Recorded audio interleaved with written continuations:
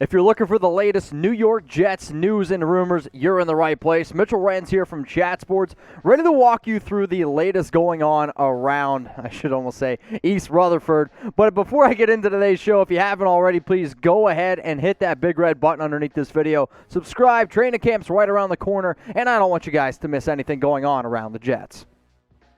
In a recent article by ESPN, Chuma Edoga was selected as a potential roster bubble candidate heading into training camp. If the New York Jets decide to move on from the offensive tackle, they would end up saving $633,000. This offseason for New York, they've done a lot of things to try to build around that offensive line. They try to do a lot of different things for, guess who, Zach Wilson. They signed Morgan Moses this offseason, who obviously was released by the Washington football team. Now, this guy's only played in 12 games since being drafted in the third round back in 2019.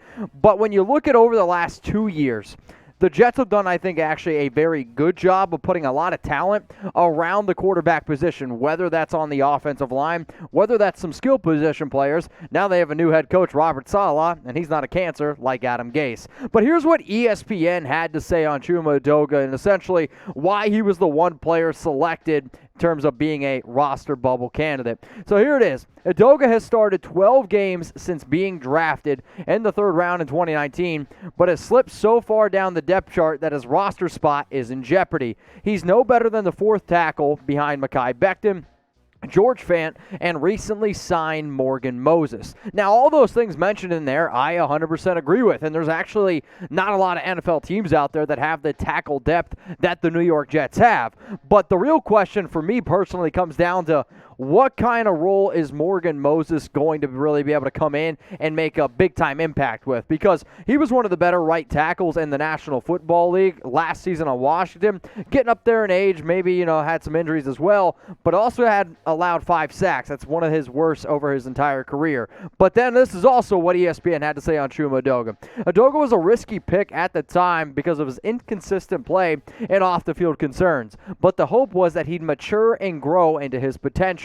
Now, at the right tackle position, there was some obviously concerns there, no doubt about it, but you see the Jets now going with a veteran like Moses. So here's my question for everyone out there. Will the Jets end up cutting Edoga? I want you to type your Y for yes or your N for no. If this is the first time you guys have come across a Chat Sports video, guess what? We ask you all the difficult questions. We want you to interact with every single one of our episodes that we do, so please keep that in mind. In terms of will he get cut?